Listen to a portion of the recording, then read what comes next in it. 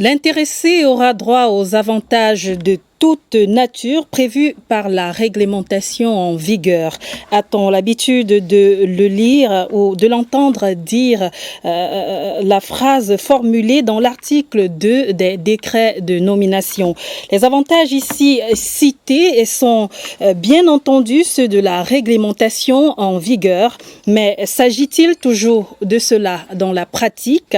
Que non, tant de nombreuses dérives laissent à penser à des abus de pouvoir, des corruptions. Les postes de travail sont-ils devenus des positions de rente au trafic d'influence rime avec harcèlement et autres?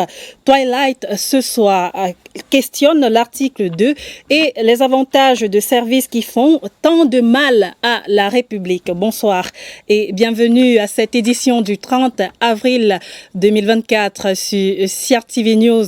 Un panel d'intelligence fleurie et aguerrie sur la question m'accompagne. Une pause actu avant de les présenter.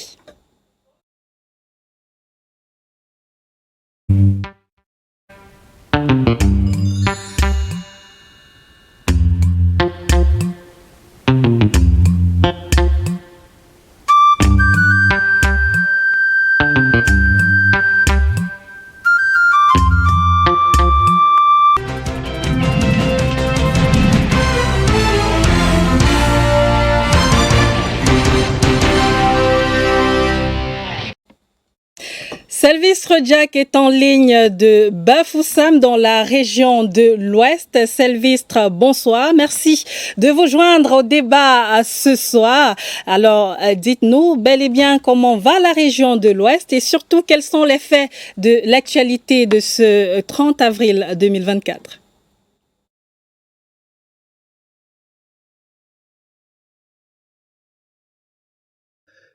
Bonsoir Carlette Tessot, bonsoir à vos invités ainsi qu'à tous vos téléspectateurs. Bienvenue à Bafoussam. La ville se porte bien.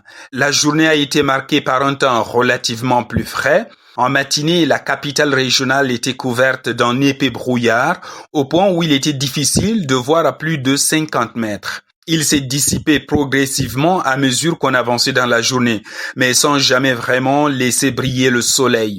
En ce moment où je vous parle, la température ici à Bafoussam est de 23 degrés quand même. Les nouvelles, Carlette, eh bien, l'actualité est dominée par un seul événement, c'est la 138e édition de la Journée internationale du travail.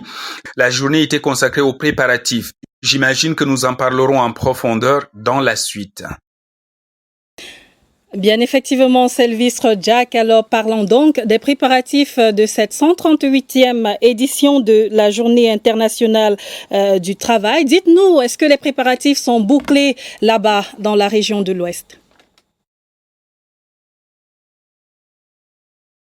Demain. Carlette, de ce que nous avons vu et entendu, la fête s'annonce très belle. Quant à savoir si les préparatifs sont bouclés, on va dire globalement oui. Dans ce genre d'événement, il y a toujours des détails qui restent à parfaire jusqu'à la dernière minute, mais l'essentiel est déjà achevé. La place des fêtes de Bafoussam, où aura lieu la célébration et la grande parade, a fait sa mue. Tout est prêt. Au sein des entreprises, c'est le branle-bas. Les dispositifs sont déjà aménagés pour une bonne célébration. Les locations des chaises étantes, les contrats avec les restaurateurs, etc. Les délégués du personnel et autres membres des syndicats sont encore plus mobilisés. Certains ont déjà ficelé leur discours de circonstance pour demain. Alors, Sylvestre Jack, avant la célébration de cette fête demain, eh bien, dites-nous sur quoi ont porté les échanges entre les travailleurs réunis. Parmi les sujets abordés dans les échanges ça et là, il y a le dialogue social, les droits et les devoirs du travailleur, les conditions de travail, la notion de travail décent, le SMIC, la relation employeur-employé et bien sûr le thème de cette édition qui est donc dialogue social constructif, facteur de promotion du travail décent et de progrès social, Carlette. Sylvestre, y a-t-il des revendications formulées?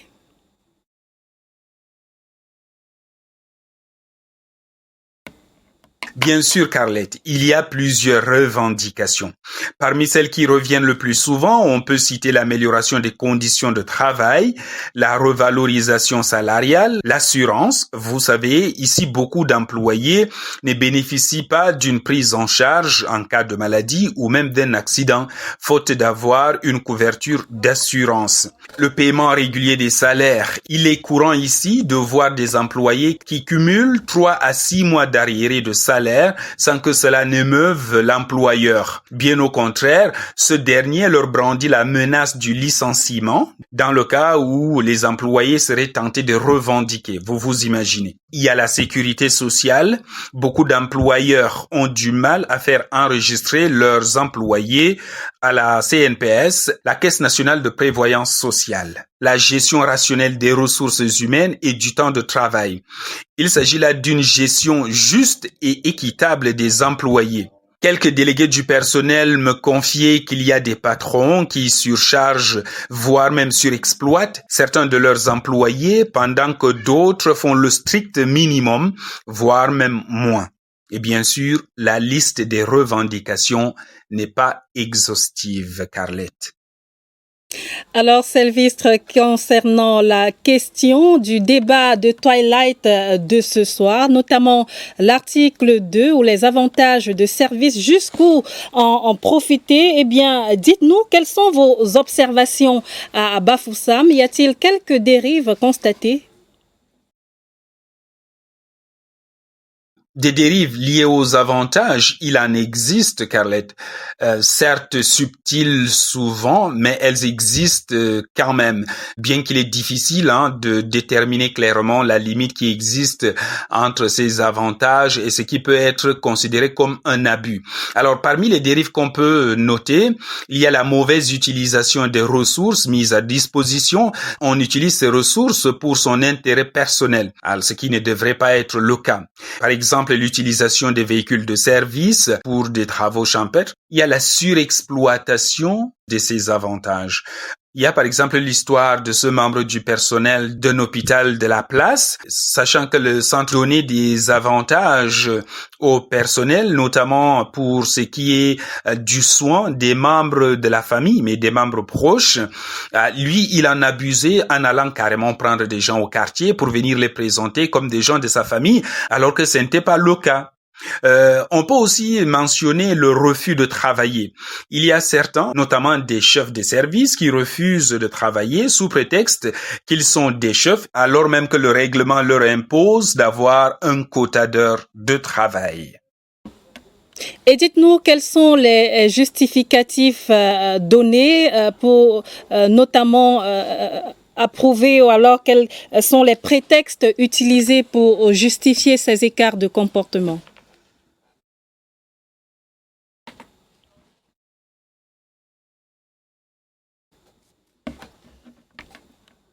Sylvestre?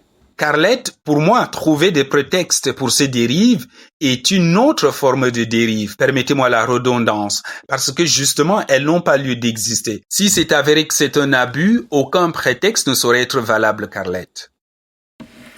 Eh bien, merci beaucoup, Sylvestre Jack, pour cette riche participation au débat de ce soir. Twilight sur CRTV News. Très bonne fête du travail à vous, travailleurs acharnés, et bonne soirée à Bafoussam. Merci infiniment, Carlette. C'est toujours un plaisir. Bonne soirée à vous et bonne célébration de la Journée internationale du travail. À très bientôt.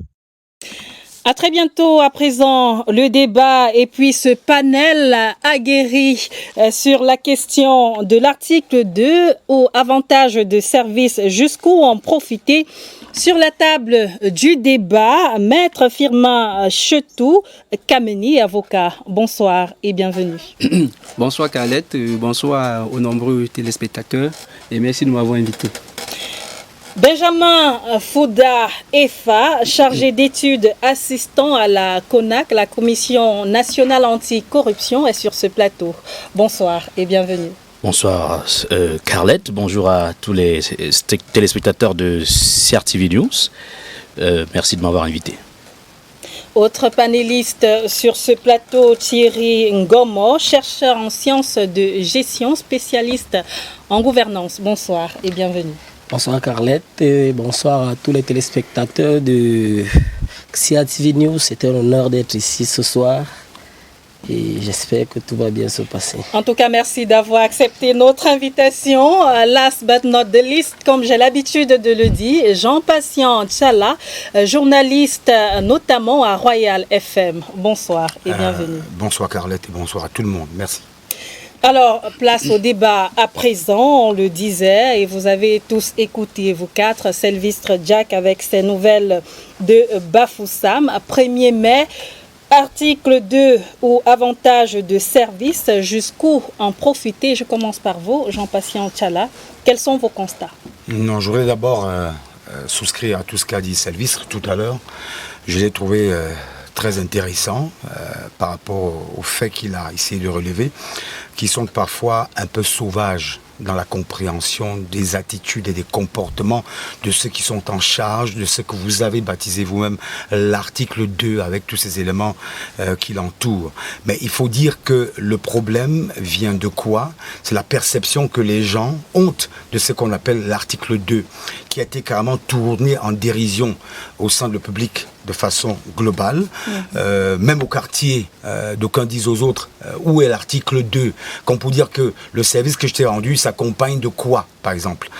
Ou encore, est-ce que tu peux m'apporter un plus dans ce que j'ai déjà, ou ce que j'ai fait?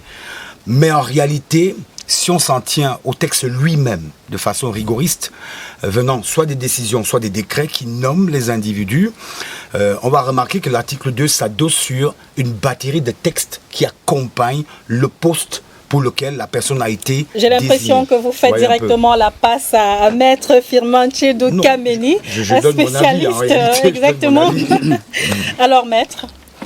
Oui, ce que les gens oublient généralement, c'est que l'article 2 est régi par la loi.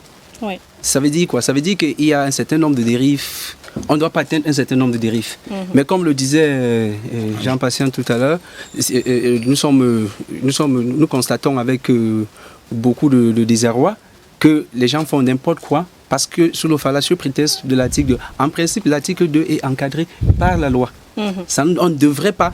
C'est vrai, c'est certes, on parle davantage, mais quand vous partez même déjà des textes qui le disent, en fait, des décrets, oui, que ce soit présidentiel ou autre, qui à la suite ont un article 2, on dit l'intéressé aura droit à tous les avantages prévus par la réglementation en vigueur. Ouais. C'est ce que les gens oublient. Donc tout ce qu'on doit faire, tout ce qu'on doit avoir comme avantage doit être régi par la loi. Alors, on ne doit pas aller au-delà de la loi. Oui. Mais malheureusement, les gens, sur le fallacieux prétexte de l'article 2, outrepassent leur pouvoir. C'est pour cela qu'on arrive à des abus, on arrive à des dérives incontrôlables et vraiment c'est regrettable. Thierry Ngomo, chercheur en sciences de gestion, vous avez fait le même constat? Naturellement, nous sommes au Cameroun, il y a des réalités qui n'échappent à personne. Vous savez, l'affaire de l'article 2, on a socialisé, c'est quitté du droit, c'est devenu une affaire sociale. Lorsqu'on vous nomme quelque part, bien on vous donne un poste, immédiatement on ne vous demande pas quelle est votre fonction, quelles sont vos missions, on vous demande juste qu'est-ce que vous avez comme avantage, vous gagnez quoi là-bas. Donc ça devient un peu des avantages sociaux qui sont au-delà même de ce qui est prévu par la réglementation. Et c'est là où nous tombons dans les dérives que nous constatons régulièrement, ce qui est malheureux. D'accord. Alors, l'avis de la CONAC, notamment Benjamin Fouda-Efa, chargé d'études assistant à la Commission nationale anti-corruption.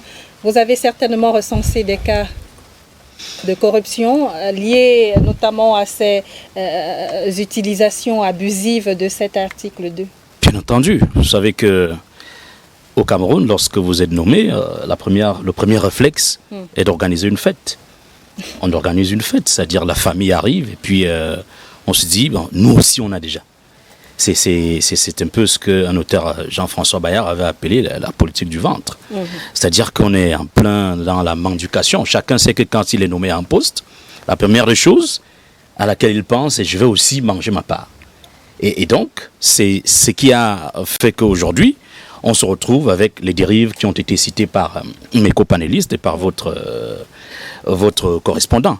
Oui, c'est clair qu'au niveau de la Commission nationale anticorruption, il y a des problèmes qui sont posés. Ouais. Mais vous devez déjà savoir, peut-être qu'on va pouvoir aller dans les détails, mais la plupart des dérives qui sont citées ici, eh bien, font leur lit dans le monde professionnel. Et c'est ce qui irradie au niveau de la société, au point où, donc, aujourd'hui, on a les dérives qui ont été citées. Et quelles dérives, par exemple au niveau de la Commission nationale anticorruption, il y a des dénonciations qui arrivent.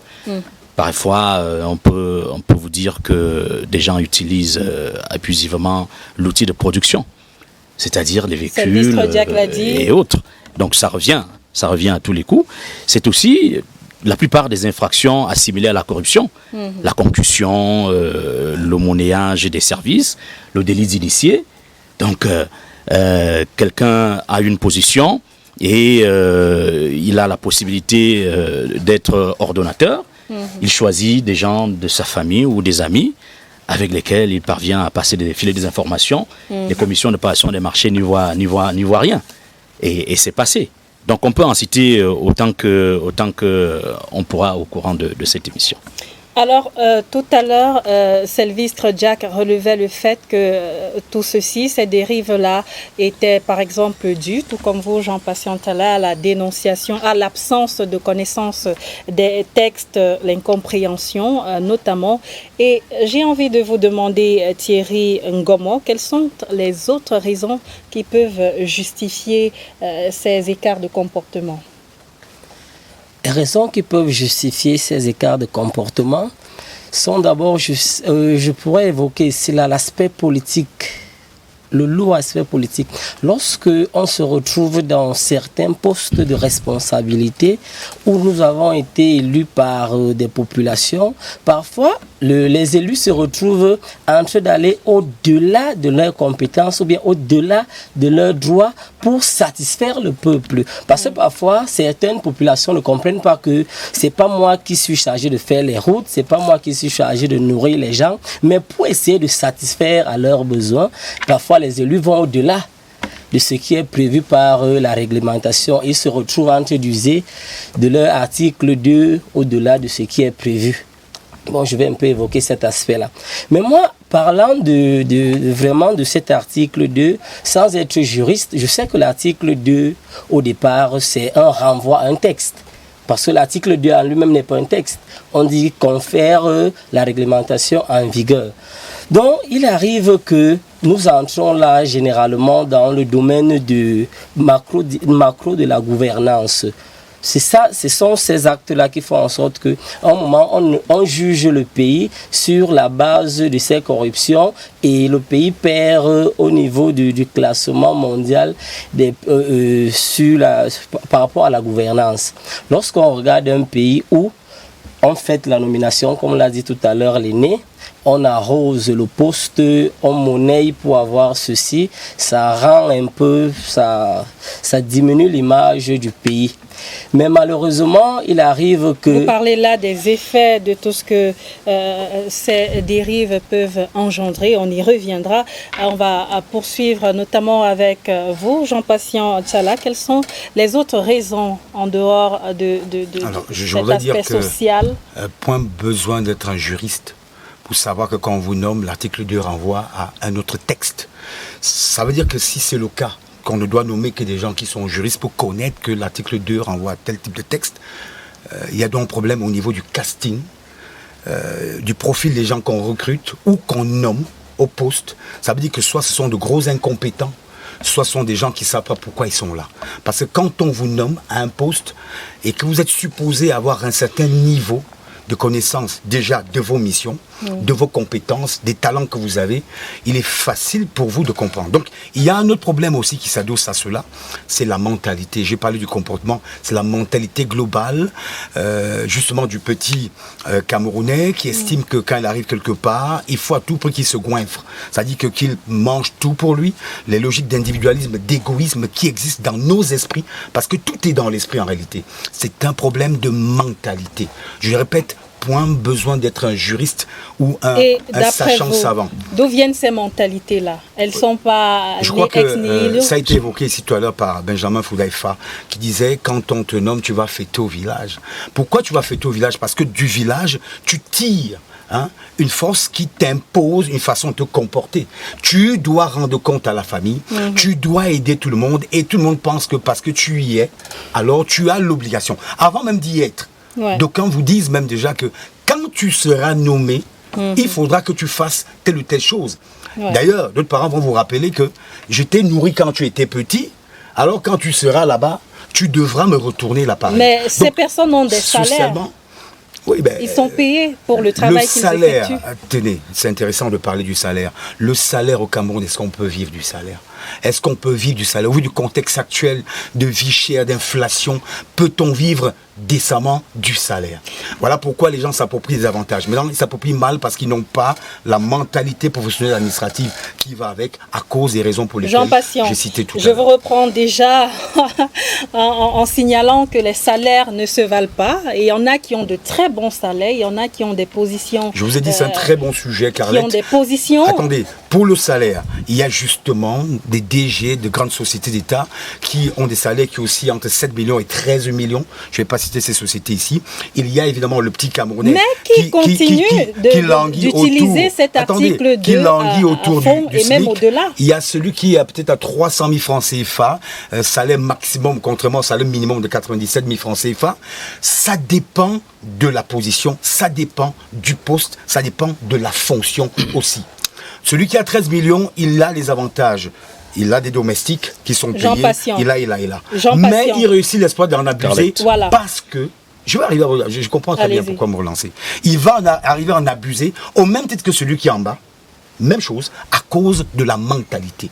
Vous devez répondre aux desiderata de vos familles et d'autres responsabilités qui viennent peut-être. Je vais pas dire des choses un peu plus compliquées, mais je préfère m'attarder sur la responsabilité vis-à-vis des familles, sortir le village de la pauvreté et financer la politique. Et je suis d'accord aussi, financer la politique. Les activités politiques, il faut les financer. Vous les financez avec quoi? Votre salaire, avec les avantages. Je voudrais vraiment rebondir sur le propos de Jean Patient.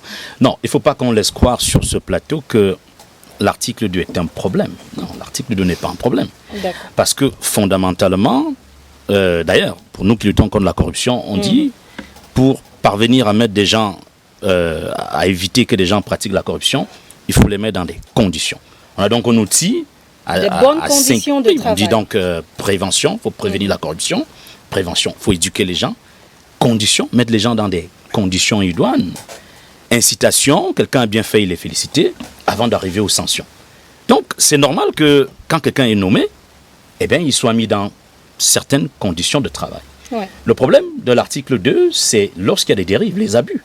Parce que des gens utilisent justement l'article 2. Moi, j'entendrais un ami professeur me dire « Ah, mais l'article 2, donc les filles du lycée, ce sont ces filles, puisque l'article 2.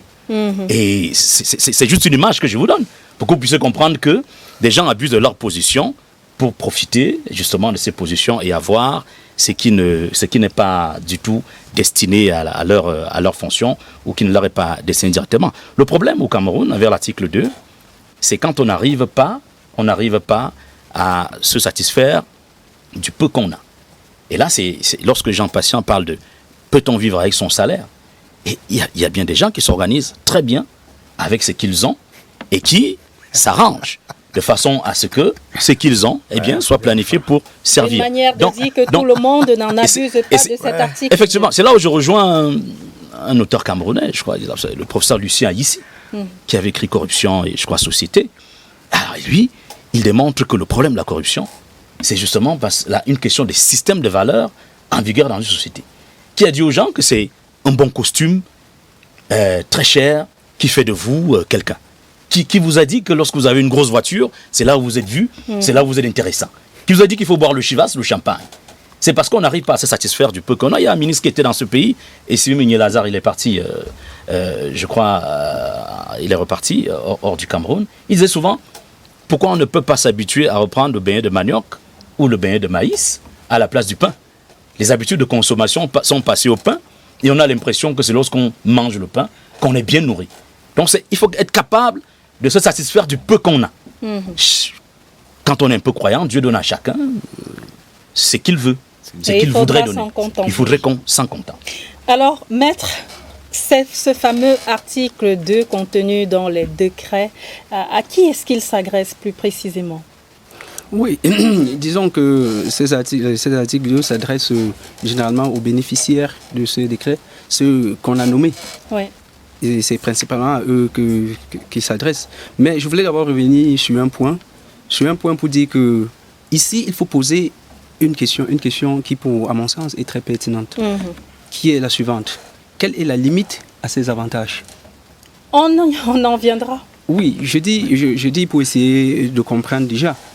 Je ne vais pas rentrer sur ce point-là. Mais je dis, à la base, déjà, il faut poser cette question pour comprendre déjà qu'au niveau de cet article 2, quand on a été nommé, beaucoup de gens oublient, beaucoup de gens font très vite d'oublier. De la loi. Tout à fait. Et ils ne savent pas que ça renvoie, que cet article 2 renvoie toujours, tout ce que tu dois faire doit être conforme à la réglementation en vigueur. Moi, je dis, et c'est peut-être une proposition, je proposerai. On en arrivera. pour revenir à la question, parce que je me suis à qui s'adresse cet article 2? À qui s'adresse cet article 2? J'ai dit généralement c'est à ces bénéficiaires du poste. C'est à qui on a confié la gestion, soit d'une structure, soit d'une société étatique ou d'une société quelconque. Ce sont eux directement à qui s'adresse cet article 2. La question du salaire a été évoquée sur ce plateau, notamment par Jean-Patient Tsala, et c'est d'ailleurs l'objet de la une du quotidien Cameroun Tribune, qui faisait parler notamment des Camerounais qui affirmaient dans les colonnes de ce journal, notamment que vivre de son salaire est devenu une équation difficile. Comment joindre les deux bouts dans ce cas? Benjamin? Comment joindre les deux bouts? Je ne vais pas vous conseiller de bénéficier abusivement de l'article 2, non. Joindre les deux bouts, c'est un état d'esprit, en fait. Comme je le disais tout à l'heure, il faut être capable d'accepter sa position, d'accepter ce qu'on a, et d'essayer de vivre avec ce que l'on a. Vous savez, la vie évolue. La vie évolue, on peut être à une situation aujourd'hui, demain, on a une autre, une situation B. On sort d'une situation A. Et il faut être vraiment à mesure de continuer de travailler parce que, d'ailleurs, les avantages arrivent pour tout le monde, pas seulement pour ceux qui ont eu des ex-nominations. Quel que soit l'emploi que l'on a, pendant que l'on travaille, on a des avantages. Et on s'est très bien planifié là. On peut avoir une mission qui n'a rien à voir avec le salaire et qui vous permet également de joindre les deux bouts. Et cette mission, elle est prévue, c'est pas de la corruption, c'est pas quelque chose que vous êtes allé voler, c'est pas le monnayage des services, c'est pas parce que vous avez conditionné le paiement, je ne sais pas, dans une payerie, dans une trésorerie, au paiement d'un pourcentage. Vous pouvez, il y a des gens même qui viennent vous remercier. Vous pouvez travailler normalement et puis quelqu'un vient vous dire merci. Donc tant qu'on travaille, on a toujours des avantages. Est-ce que ce ne sont pas Jean-Patient, vous qui explosez de rire, justement, et je vous comprends? L'exercice de Benjamin m'épate un peu, parce que je vois que je le comprends très bien, je le comprends. Mais moi, le travail que je fais au quotidien, je suis proche des Camerounais dans mon travail, et je ne vais pas tronquer ce que les Camerounais pensent et ce qu'ils vivent au quotidien. Je suis désolé, on va faire l'effort de dire aux Camerounais, vous devez être capable de. Oui, mais ça, c'est le message de sensibilisation pour que les gens intègrent une nouvelle façon de se comporter vis-à-vis des maudiques moyens qui sont mis à leur disposition. Mais vous savez, Benjamin, que chaque Camerounais ou chaque citoyen qui existe sur Terre veut que sa vie soit meilleure chaque jour. Alors, il va en redemander. Il va estimer que les salaires actuels au Cameroun ne sont pas à la hauteur comparativement à la situation de précarité ambiante et la crise liée à l'inflation. C'est tout à fait normal. Donc, venir dire à la télé que Il faut être capable, à un monsieur qui est en train de vous regarder, qui se demande comment est-ce que je vais être capable de vivre avec le peu que j'ai, alors que j'ai 4 enfants, une maison de 100 000 à payer, j'ai des charges terribles. Vous lui proposez donc quoi? Qu'est-ce que vous lui proposez? On en arrivera aux propositions. Voilà. Vous lui proposez de voler? Non, mais c'est Carlette qui dit qu'on va arriver aux propositions. Laissez-moi continuer. J'ai entendu ici que l'émission était structurée, qu'on allait aboutir aux propositions et je ferai les miennes. Mais je suis sur l'état de lieu qui nous est proposé par Carlette Esso. Alors dans cet état de lieu, il est difficile pour le Camerounais moyen d'ingurgiter ce que vous dites. C'est pénible. Je vous élabore toutes ces charges. Je vous ai dit, même le salaire de celui qui a 13 500 000 francs CFA dans l'une des plus grosses structures d'État du Cameroun, lui aussi, il a des charges qui sont à la hauteur de ces 13 millions et ça devient insuffisant. Et il peut donc s'engouffrer dans les avantages et les brocarder. Je n'ai jamais dit, attendez Carlette, permettez, je n'ai jamais dit que les avantages liés à l'article 2 doivent être prises par les uns les autres et exploitées. C'est pas ce que j'ai dit. Jean Patient, je vous relance sur la question. Vous êtes en train de dire, si on vous entend très bien, que même les salaires les plus onéreux ne font pas vivre. C'est ce que vous dites. Oui.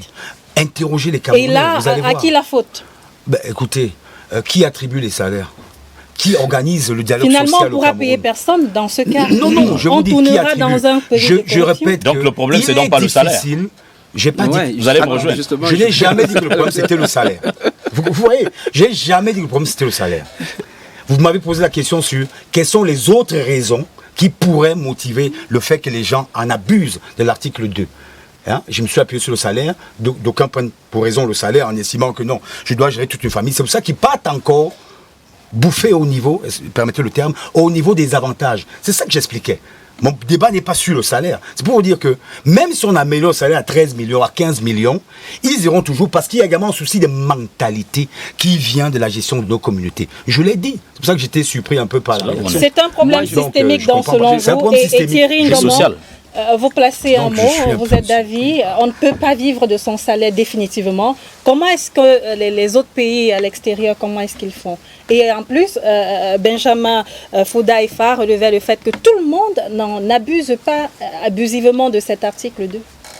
Naturellement, tout le monde n'en abuse pas. Il y a certains qui travaillent normalement et qui se contentent du peu qu'ils en ont. Et ce qui est marrant plutôt, c'est que il y a parfois ceux de haut qui doivent avoir des avantages ont leur avantage, mais ceux d'en bas également qui doivent avoir leur avantage n'arrivent pas à percevoir leur avantage et se permettent donc maintenant d'utiliser autrement l'article 2 où nous entrons dans les dérives. Parce que par exemple, moi qui suis en bas, chef service, le directeur ne permet pas que je perçoive mes avantages en tant que où j'ai accès aux personnes, je mets le péage par-ci, par-là, j'entre dans la corruption, je bloque les dossiers, ça devient mon utilisation de l'article 2. Mais si je reviens à dire au niveau du salaire d'un Camerounais, bon, on ne va pas se mentir, en laissant les DG ainsi de suite, un Camerounais moyen ne peut pas vraiment s'en sortir avec son salaire. Et pour les autres, notamment qui bénéficient de cet article 2-là, tout le monde, on l'a dit sur ce plateau, ne transgresse pas. Nous avons politisé le Cameroun, nous avons politisé la fonction, nous avons tout politisé. Il est difficile que vous soyez nommé quelque part aujourd'hui à un poste de responsabilité et que la famille ne soit pas là et que les amis ne soient pas là. Il va falloir justifier parce que c'est le système qui est fait ainsi. Est-ce que la question, ce n'est pas plutôt une question d'hygiène de vie, comme le relevait notamment Benjamin Fouda Ifa? On va aux solutions. Tout le monde aime ce qui est bien. Si je traduis ça venant de mon dialecte maternel, tout le monde aime ce qui est bien. Tout le monde veut améliorer ses conditions de vie. Tout le monde aime en faisant ce qui n'est pas bien. On se retrouve à faire ce qui n'est pas bien. Benjamin, mais ce n'est pas ce qui est prévu. Oui, Carlette. Alors, certainement, dès le début, vous m'avez posé la question de savoir ce que l'on rencontre. Non, les affaires qui sont traitées au niveau de la Commission nationale anticorruption en ce qui concerne ces dérives que nous évoquons, eh bien, ce sont des affaires multiples. Mais il revient généralement le monnayage du service public. Le monnayage du service public. Et ça peut être quelqu'un qui a une position où il doit vous payer de l'argent. Il vous demande de donner un pourcentage pour que vous puissiez bénéficier de votre règlement. pour les prestataires de services publics. Ça peut aussi être quelqu'un, même à l'état civil, dans une petite mairie, quelqu'un qui vous demande de l'argent pour vous établir un acte de naissance, alors qu'on sait que l'état civil est gratuit au Cameroun, en dehors des timbres éventuels qui peuvent aller avec. Donc, c'est pour ça que, comme on est au niveau des solutions, nous disons à la CONAC que le service public est gratuit. Et il faut mettre ça dans la tête et de ceux qui bénéficient de l'article 2, et de ceux qui n'en bénéficient pas, et de ceux qui viennent pour demander le service. Et c'est là où je rejoins le ministre de la fonction publique, qui a coutume de dire que, eh bien, l'usager est roi. C'est quelque chose qu'il prend au service privé, ceux qui vendent disent que le client est roi. Si on commence à considérer l'usager du service public comme étant un roi, eh bien, vous allez voir qu'il sera pris différemment. Alors, comment vous faites pour recenser ces cas de dérive-là dans la société, de manquement à cet article 2 qui est abusivement exploité? La Commission nationale anticorruption fonctionne de 2 ou 3 manières. La première manière, c'est qu'il y a des dénonciations qui arrivent. C'est-à-dire qu'un citoyen quelconque peut écrire une dénonciation par les canaux qu'on pourra communiquer. Ça, c'est une dénonciation. Donc, on nous a saisis et on le fait. Elle a aussi la capacité de tout saisir. C'est-à-dire qu'elle peut être informée d'une situation de corruption, elle s'auto-saisit elle-même. Et troisièmement, elle peut être mise en mouvement par le président de la République qui en est le patron, le patron suprême. Donc, c'est de cette manière que les dénonciations arrivent et les dossiers sont exploités à l'intérieur, instruits, et les enquêtes sont diligentées et on a un résultat que vous connaissez. Allez-y. Merci. J'ai une précision là. Je voudrais demander au grand frère, apporter une précision au grand frère. La corruption, l'article 2, ou bien les abus de l'article 2, sur le plan financier, parfois même, on les connaît déjà, on les accepte déjà. C'est même sur le plan du service, parce qu'il arrive que vous demandez un service, on doit vous recevoir. La personne qui doit vous rendre ce service, le chef, il se lève, il part. Il vous demande de l'attendre, vous faites même 2 jours. Il dit, c'est moi le boss, vous attendez là, vous faites des jours, il vient, il signe. Vous ne lui donnez rien, mais il dit, c'est moi le boss, vous allez devoir attendre. Vous devez aller toucher votre chèque quelque part, le monsieur est en train de manger, il dit, ici là, bon, c'est moi le chef, hein, vous allez attendre, quand j'aurai un peu de temps, et il dit à ses amis, wow, c'est quand même moi, c'est l'article 2, il faut qu'on me supplie, il faudrait que vous lui montriez que, pardon, monsieur, c'est vous le grand, ainsi de suite. C'est même les abus à ce niveau qui sont même encore plus méchants à la limite. Parce que si vous prenez l'argent, vous prenez les biens, ça c'est autre chose. Mais rendre même le service pour lequel vous avez pris ces biens, vous ne rendez pas le service, ça devient compliqué. Quand vous arrivez dans un lycée, vous voulez inscrire votre enfant, on va commencer à vous tourner. Ou alors si vous avez une fille qui est au lycée, pour qu'elle puisse entrer en possession de ses notes, il va falloir qu'elle aille d'abord négocier avec le professeur par-ci, il va falloir aller négocier avec elle par-là, sans monnaie naturellement, mais juste pour quelqu'un se met en position de condescendance, pour dire que bon, c'est moi le chef ici, là, c'est l'article 2. Vous voyez un Maître, peu? ce sont des fautes? Oui, c'est pour cela que je disais tantôt qu'il faut aussi poser la question de la limite la limite de cet article 2. Ouais. Parce que quand les gens accèdent à des postes, tout le monde pense simplement à l'article 2, pense aux avantages. Tout le monde ne pense pas à ce qu'ils peuvent être sanctionnés. Moi, je pense qu'il faudrait qu'on mette un accent là-dessus. Et c'est déjà, au début, je dirais d'abord que c'est déjà une question de mentalité. Ouais. Il va falloir tout faire pour que cette mentalité change. Et pour cela aussi, nous sommes un pays de droit. Il va falloir que la loi soit appliquée. Parce que ce qui amplifie ce phénomène, c'est qu'il y a une absence de sanction. Une absence de sanction. Il n'y a que la CONAC, peut-être pour le moment, qui essaye de faire quelque chose. Mais est-ce que la CONAC va aller dans tous les services? Vous allez au palais de justice, dans les commissariats. Dans la CONAC, moi je trouve que la CONAC est une entité très fine pour pouvoir être la seule à résoudre ce problème. Ce problème, c'est un problème de fond. Il est très profond. Quels sont les avantages auxquels les travailleurs en droit? Peut-être qu'ils ne comprennent finalement pas, comme on le disait. Et c'est justement pour cela que j'ai dit, pour ceux qui ont été nommés, généralement pour ceux qui ont été nommés. Je pense aussi que quand on dit juste tout simplement que l'intéressé aura droit aux avantages de toute nature, prévu par la loi, ils oublient cela. Ouais. Ils oublient cela, ils font tout de toute nature, ils font tout pour bien, ils s'arrêtent là. Et personne ne revient à la loi. Personne n'essaie de savoir ce que la loi dit. Quelles sont les limites à ces avantages? Et en plus, c'est précisé de toute nature. Moi, je propose que par la suite, pour ceux qui bénéficient peut-être d'un décret, que le décret ne s'arrête pas simplement à l'article 2, qu'on continue avec un article 3 en rappelant aussi. C'est déjà rappelé dans cet article 2 prévu par la réglementation. Oui, je dis en le rappelant de façon expresse, de façon... En citant ses avantages, par exemple. En les citant. C'est vrai, on dit nul n'est censé ignorer la loi. Nul n'est censé ignorer la loi. Et moi, je pense qu'il faut beaucoup plus mettre un accent sur le côté sanction. Sur le côté... Comment sanctionner si des cas ne sont pas... s'il n'y a pas de plaignant? Bon, Benjamin, vous l'avez dit. Il y a des plaignants. Il y a des plaignants. La commission, la CONAC peut s'autosaisir. Il y a l'autosaisine. Mais moi, je dis il faut multiplier peut-être les structures qui vont faire ce travail-là. Parce que la CONAC, pour moi, elle est pratiquement basée ici à Yaoundé. C'est vrai qu'il y a quelques antennes. Vous allez répondre. Laissez que je finisse. Il y a quelques antennes régionales. Il n'y en a pas encore. Bon, il n'y en a pas. Il n'est que basé ici à Yaoundé. Et vous allez vous rendre compte, aujourd'hui, quand on nomme quelqu'un, il va vous dire, OK, telle personne a bénéficié de tel avantage, pourquoi pas moi? Je suis en haut. Je pense que c'est une question de mentalité. Pour que cette mentalité change, il faudrait aussi qu'il y ait les sanctions. Pas simplement les sanctions, il faudrait aussi qu'il y ait l'éducation à la base. Parce que, comme quelqu'un l'avait dit, trop de sanctions tue la sanction. À un moment aussi, il faudrait éduquer à la base. Et il faudrait être rigoureux. Il faudrait multiplier les structures qui vont aller dans la lutte contre cette corruption, contre ces dérives. Comme pour dire, je vous ai dit tantôt, nul n'est censé ignorer la loi, mais je pense qu'il faut aussi rappeler à tout le monde, quand vous le dites, par moment c'est écrit dans certains services, quand on a la corruption interdite, c'est la corruption interdite. Et je pense qu'il faut multiplier cela, il faut changer les mentalités, mettre les gens qu'il faut à la place qu'il faut. Et je pense que c'est là le véritable problème.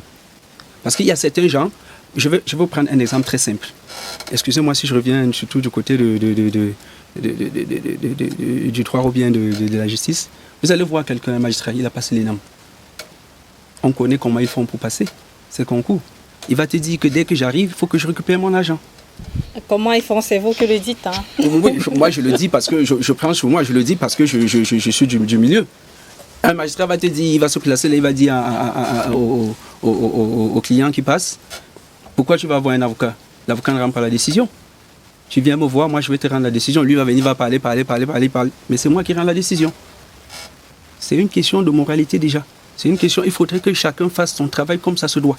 Et quand il le dit, le client, qu'est-ce qu'il veut? Le justiciable, qu'est-ce qu'il veut? Il veut gagner son affaire. Il veut gagner son dossier.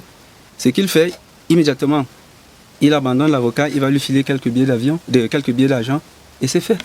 Alors, donc moi je dis, à la base, et ça, cette pratique, nous les connaissons. La CONAC et beaucoup d'autres gens savent que les services les plus corrompus au Cameroun, c'est la magistrature, c'est la police, ainsi de suite. On le sait. Mais combien de fois vous êtes sur ce plateau. Vous allez revenir. Combien de fois est-ce qu'on a sanctionné ces gens? Alors, Benjamin Foudaïfa. Oui.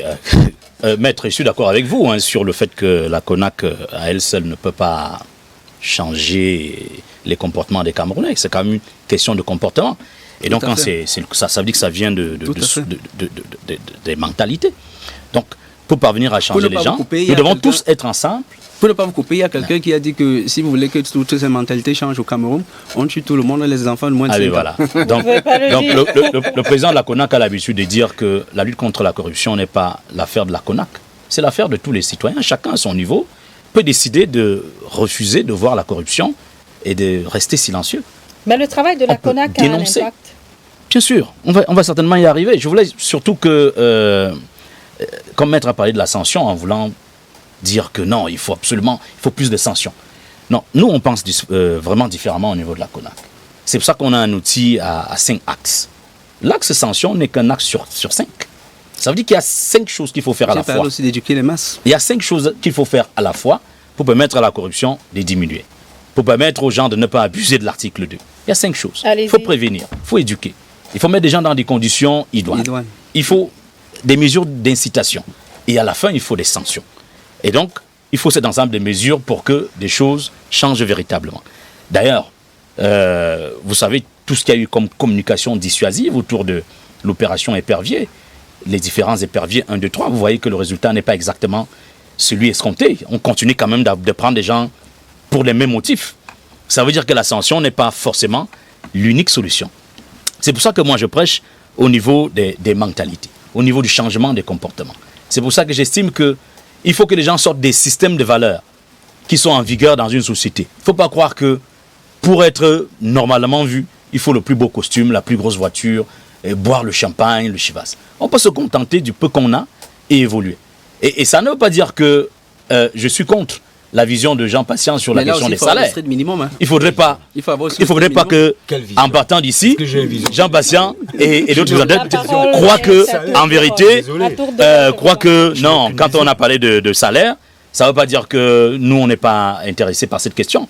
Au niveau de la CONAC, dans tous les rapports de la CONAC, si vous vérifiez, vous verrez que dans les propositions que la CONAC fait pour changer les mentalités, les comportements, pour diminuer la corruption, il y a la question de la revalorisation des salaires des agents publics. Alors, qui revient à tous les ans. présent écouter Thierry Ngomo, chercheur en sciences de gestion et spécialiste en gouvernance. Tout à l'heure, maître, ainsi que le chargé d'études assistant à la CONAC, soulignait que la CONAC à elle seule ne suffit pas pour résoudre ce problème-là. Mais on doit noter qu'il y a d'autres organismes, notamment l'ANIF, le contrôle supérieur de l'État. Naturellement, au niveau du contrôle, je pense nous avons 3 formes de contrôle.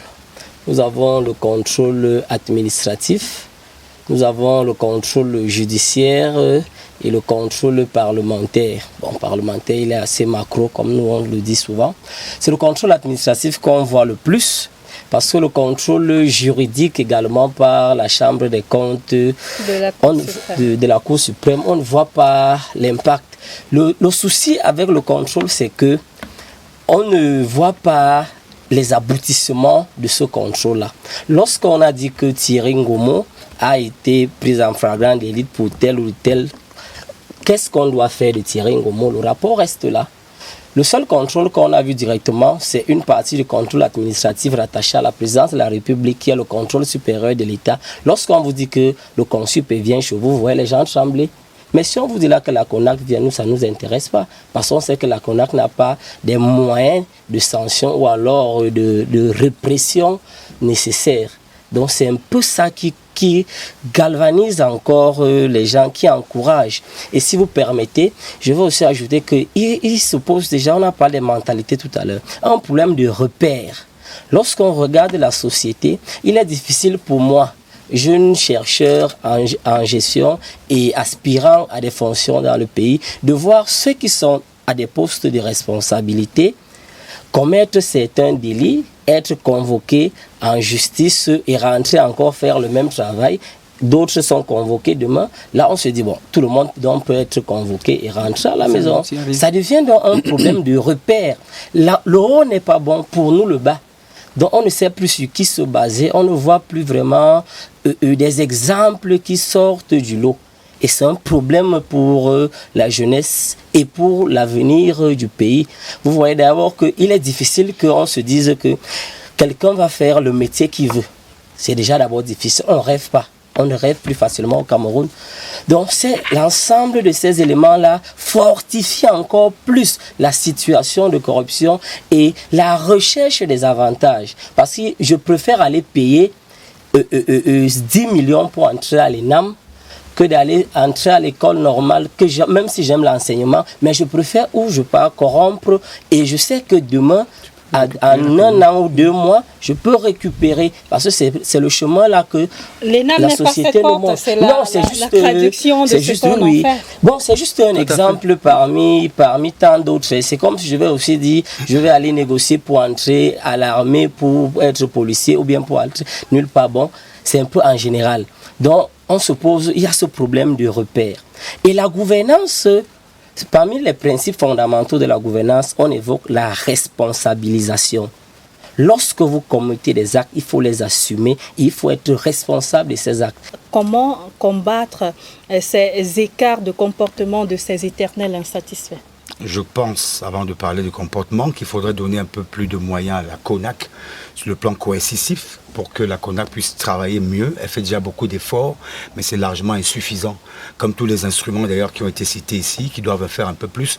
Je ne suis pas un va-t-en-guerre qui milite pour la punition, mais je suis d'accord avec Maître qu'il faut sanctionner, parce que quand même il y a un gros souci en matière de sanctions. Il y a même des textes qu'on n'applique pas quand il faut sanctionner, ou alors quand il faut prévenir ce type de comportement. Je souhaite également qu'au niveau du système éducatif, qu'on ait un regard particulier par rapport au programme éducatif, parce qu'il faut dire que le problème, on ne va pas le résoudre aujourd'hui, 30 avril 2024, il faut le voir dans la projection, dans la planification, parce qu'il y a une jeunesse qui arrive, qui doit pouvoir également se comporter autrement dans quelques années. Pour un pays qui dit qu'il veut être émergent, il faut qu'on ait un type de Camerounais qui correspond au type de développement qu'on souhaite avoir, et cela passe par le façonnement des mentalités à travers le système éducatif. Il y a également le rôle que les médias doivent jouer. Et là, c'est un rôle important. Déjà, vous faites bien de poser le sujet aujourd'hui, mais l'ensemble des médias doit pouvoir participer sur le plan pédagogique à permettre aux Camerounais de comprendre déjà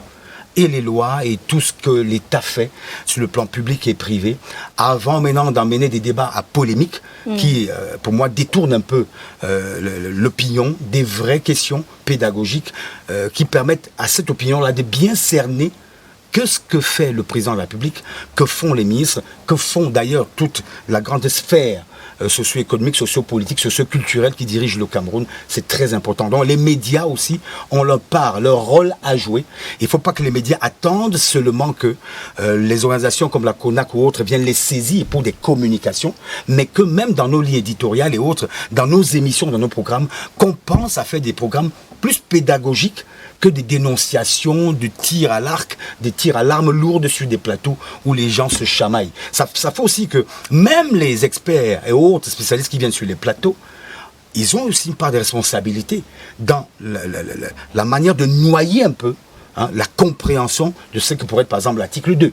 Parce que vous allez voir que les couleurs politiques des uns et des autres les empêchent parfois de bien expliquer les sujets tels que cela devrait, pour que celui qui suit l'émission comprenne. Donc on va dans des débats polémiques et ça n'aide pas la société. Donc je parle de façon globale, comment amener la société camerounaise à changer de comportement. Il y a une chaîne des acteurs qui doit jouer un certain rôle, mais il y a les acteurs dont j'ai cité qui ont besoin de plus d'éléments, plus d'arguments. Les médias ont besoin de plus de moyens aussi pour être plus efficaces et d'être mieux encadrés, et puis que la liberté d'expression laisse une once quand même de lumière pour que les journalistes puissent faire convenablement leur travail. Maître, quelles sont vos solutions à vous? Je dois également par là vous demander de repréciser, est-ce que tout poste de travail a des avantages? Tout poste de travail a des avantages. En principe, non. Mais au Cameroun, les gens se créent des avantages, quel qu'en soit le poste. Au Cameroun, les gens se créent des avantages, quel qu'en soit le poste. Avantage, ça dépend aussi de ce qu'on entend par avantage. Il y a des avantages qui sont prévus par la réglementation en vigueur.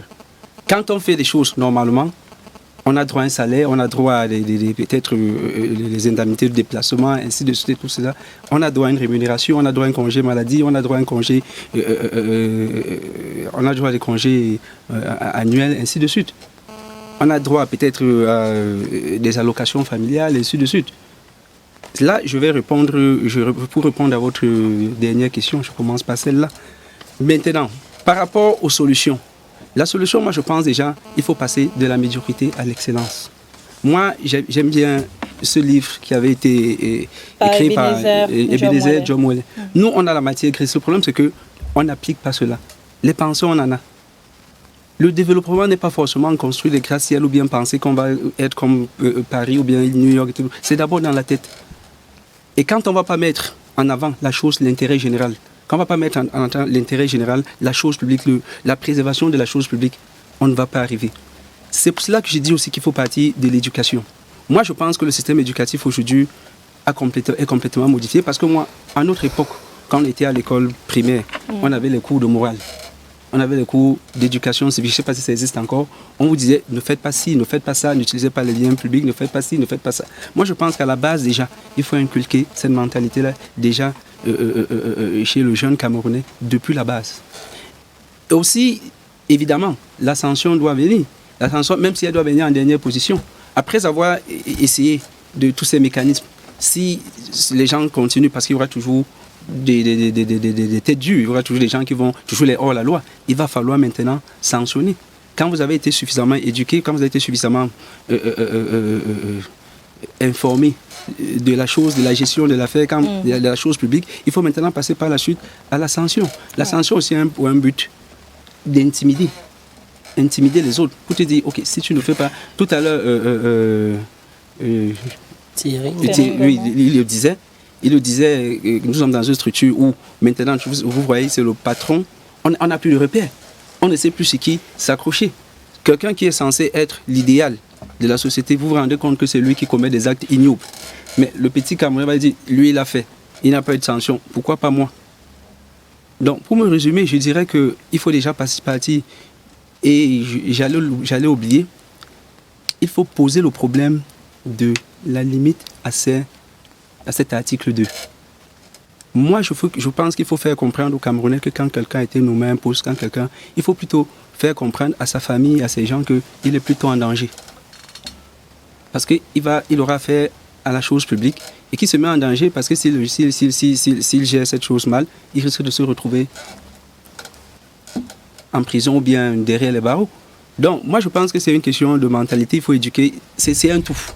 Il faut partir de l'éducation, de l'éducation à la base, du comportement. Et je disais tantôt qu'on a l'impression que ces gens qui sont aux affaires, en fait, la majorité des Camerounais, parce que c'est pratiquement la gangrène de tout le pays, la majorité des Camerounais se comportent comme s'ils ne sont pas dans leur pays. Comme si nous sommes en mission quelque part, comme si nous sommes des mercenaires. Nous, on va là, il faut racketter au maximum et on va revenir investir dans notre véritable pays. C'est une question aussi de patriotisme. Général, de patriotisme. Parce que je me dis, les Camerounais n'aiment même plus leur pays. Parce que si on aime son pays, il faut